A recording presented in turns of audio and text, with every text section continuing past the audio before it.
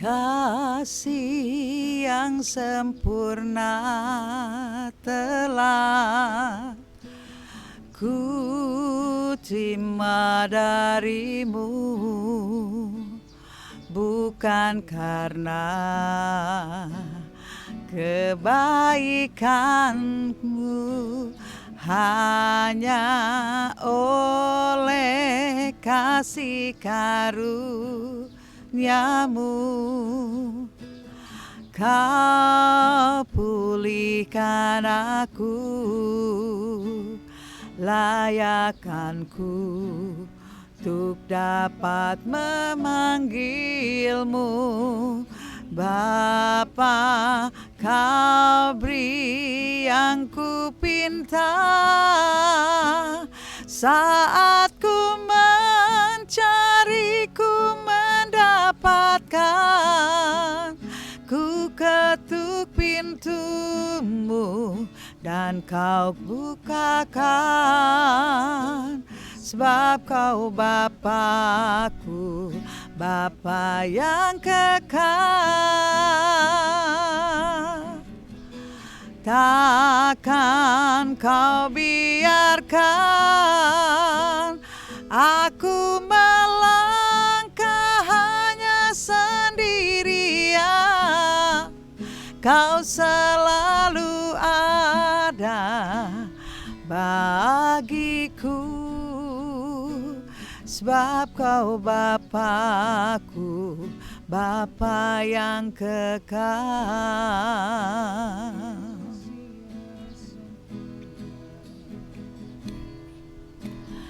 Kasih yang sempurna telah ku terima darimu, bukan karena kebaikanku, hanya oleh kasih karuniamu kau pulihkan aku, layakkanku untuk dapat memanggilmu Bapa. Kau beri yang ku pinta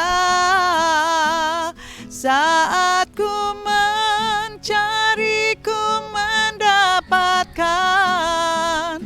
Ku ketuk pintumu dan kau bukakan, sebab kau Bapakku, Bapa yang kekal. Takkan kau biarkan aku melangkah hanya sendirian. Kau selalu ada bagiku, sebab kau Bapakku, Bapa yang kekal. Kau selalu ada bagiku, sebab kau Bapakku, Bapa yang kekal. Kau selalu ada bagiku, sebab kau Bapakku, Bapa yang kekal.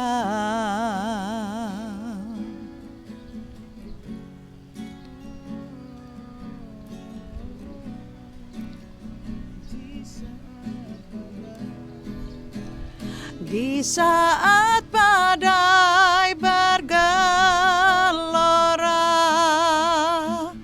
ku akan terbang bersamamu. Bapa, kau Raja atas semesta. Ku kenang sebab kau Allahku. Di saat badai bergelora,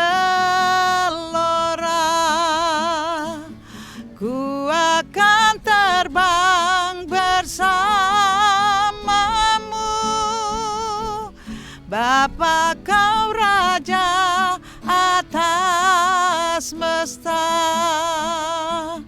Ku tenang sebab kau Allahku. Ku tenang sebab kau Allahku. Ku tenang sebab kau Allahku.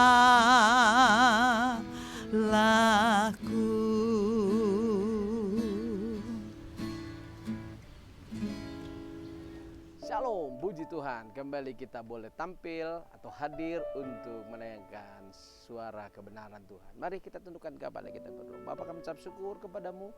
Sore hari ini kembali kami ada di tempat ini untuk kami boleh sama-sama menikmati berkat dan anugerah yang daripada Tuhan. Berbicara buat setiap kami. Pengurangan baru atas hamba-Mu, pengurangan baru turun atas umat-Mu, sehingga setiap kami sama-sama menikmati sukacita dan damai sejahtera daripada Tuhan. Terima kasih Bapa, kami siap untuk menerima kebenaran firman Tuhan. Haleluya. Amin. Puji Tuhan. Saya lagi shalom. Bapak Ibu Saudara, dari tempat ini kami boleh menayangkan suara kebenaran yang Tuhan mau sampaikan, ya.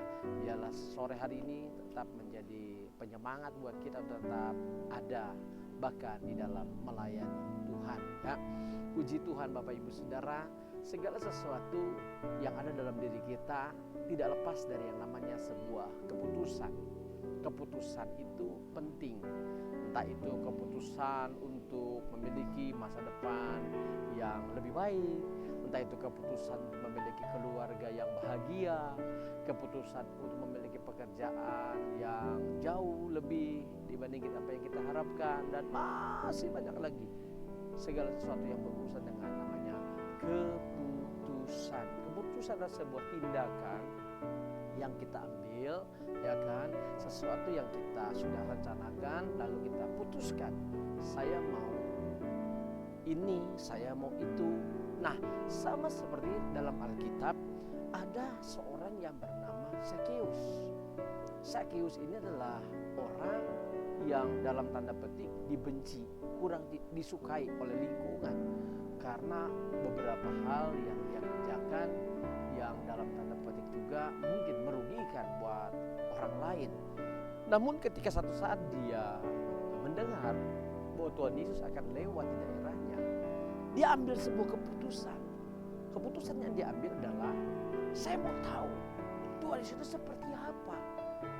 Dan yang kedua, dia mau melihat apa yang Tuhan Yesus akan kerjakan.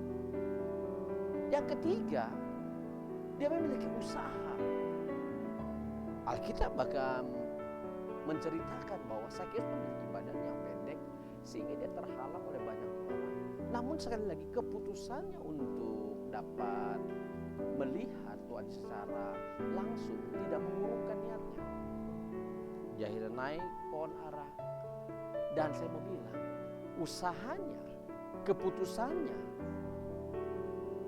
menghasilkan sebuah keadaan yang merubah hidupnya. Nah, hari ini saya mau bilang buat Bapak Ibu Saudara, jangan pernah anggap remeh keputusan. Yang pertama, karena keputusan kita hari ini menentukan hari esok kita. Apa yang sedang kerjakan hari ini menentukan hari esok saudara. Kalau hari ini kau bermalas-malasan, jangan harap ada masa depan yang baik. Kalau hari ini kau tidak melakukan sesuatu, jangan harap besok kau bisa menikmati sesuatu. Ya kan? Semua itu harus ada harga yang harus kita bayar. Keputusan kita hari inilah yang akan menentukan hari esok kita esok. Kalau engkau ingin hari esokmu enak, nyaman, damai, sejahtera, ambil keputusan hari ini, lakukan yang terbaik dalam hidup. Kalau engkau seorang yang pekerja, teruslah bekerja. Karena apa yang kau kerjakan tidak akan menjadi sia-sia. Yang kedua, jangan anggap remeh keputusan, karena keputusan kita ini kan berdampak bagi lingkungan kita. Saudara, kalau saudara ingin jadi berkat, ambil keputusan, Tuhan saya ingin jadi berkat. Lingkungan saya akan terberkati lewat kehadiran saya. Keputusan itu penting. Kalau saudara hanya ingin orang berbuat baik sama kita, tapi kita tidak pernah berbuat baik sama orang, itu keputusan yang salah. keputusan yang baik adalah sudah berbuat baik sama orang, nanti orang juga akan berbuat baik sama kita. Urusan nanti orang itu mau berbuat baik atau tidak berbuat, yang penting keputusan kita adalah berbuat baik. Itu yang Tuhan ajarkan kepada kita. Yang ketiga, jangan anggap remeh keputusan, karena keputusan kita ini akan menentukan hasil akan kita peroleh. Hasil yang kita peroleh itu ditentukan dari keputusan kita hari ini. Sekali lagi, hasil itu ditentukan dari apa yang kita putuskan hari ini. Saudara, ada banyak orang pengusaha akhirnya sukses karena apa? Dia bekerja keras. Dia tidak pernah hitung-hitung dulu, tapi yang dia ingin lakukan adalah saya kerja dulu. Nanti saya pasti akan mendapatkan hasil.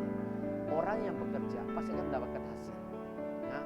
Orang malas Alkitab katakan jangan makan.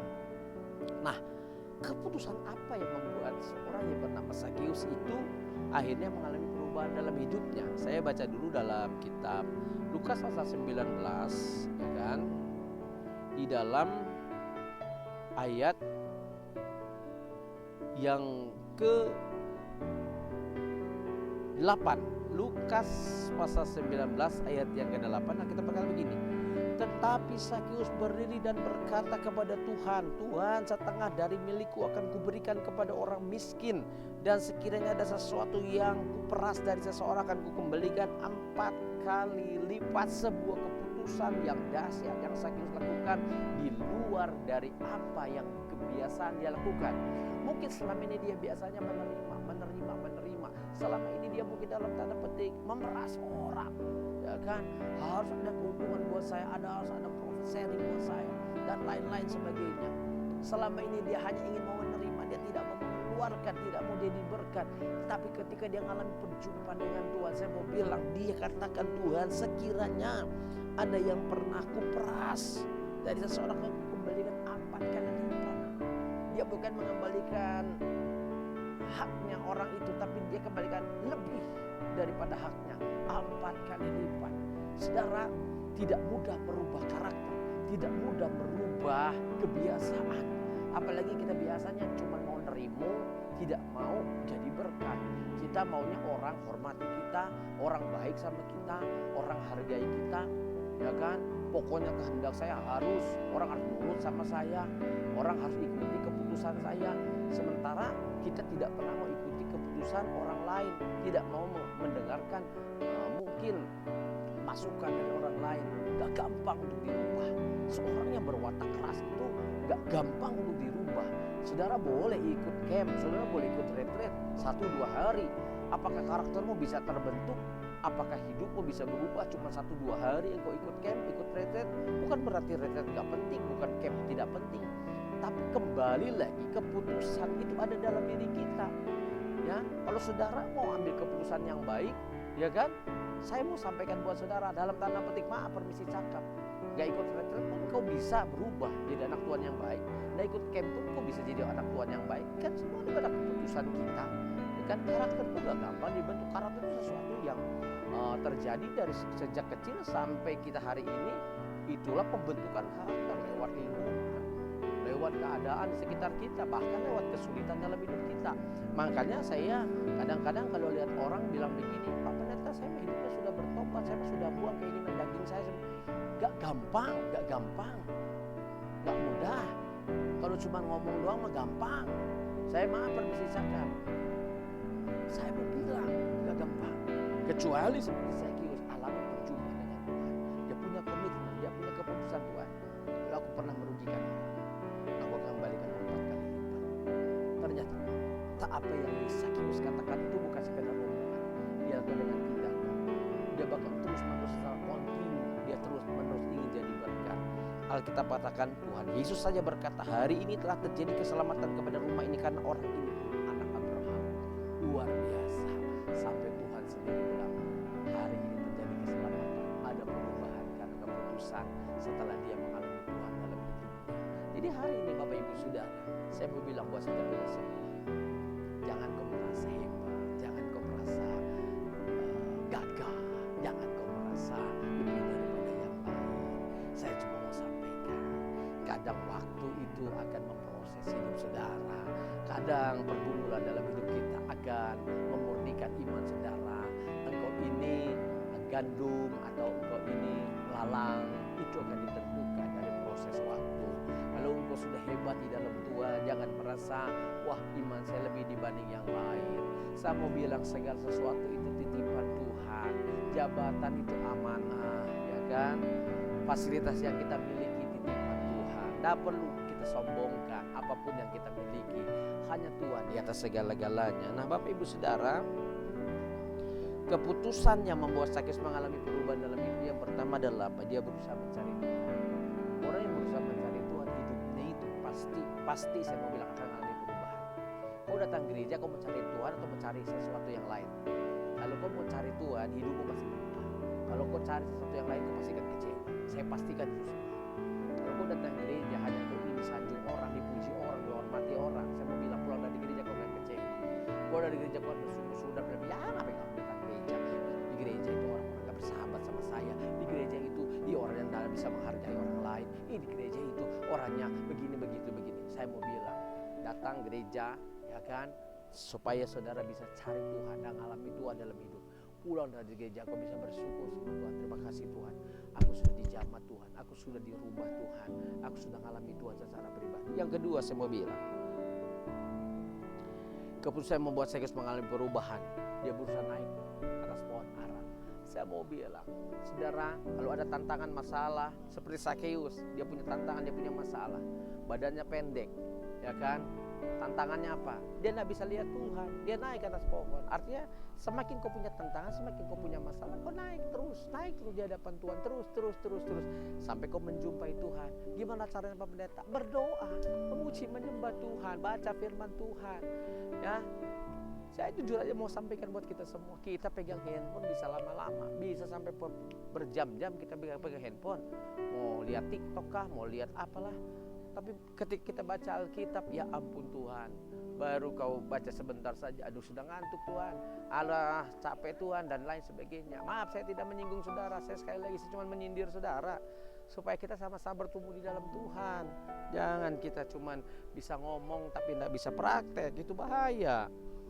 Ya, yang ketiga saya mau bilang buat kita semua, keputusan Sakeus untuk mengembalikan hartanya kepada orang yang pernah diperasnya itu adalah sesuatu yang dahsyat.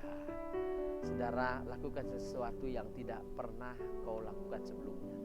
Lakukan sesuatu yang tidak lazim kau lakukan sesuatu sebelumnya. Misalkan contoh, selama ini saudara hanya mengharapkan orang ngasihani saudara, memberi sama saudara, membantu saudara. Oh pokoknya segala sesuatu harus. Coba sekarang jadi rubah mindset kita. Saya harus jadi berubah. Saya harus membantu orang. Saudara pasti akan jauh lebih luar biasa hidup. Kau tidak akan kecewa. Kau akan mengalami sesuatu yang dahsyat bersama dengan Tuhan. Dari hari ini ambil keputusan yang benar supaya hidupmu jauh lebih luar biasa hebat. Tuhan pasti menyertai dan memberkati kita semua. Selamat berjuang. Tuhan memberkati kita semua. Tundukkan kepala kita berdoa. Bapak kami ucap syukur kepada berterima kasih karena anugerah Tuhan kami boleh menerima kebenaran firman Tuhan.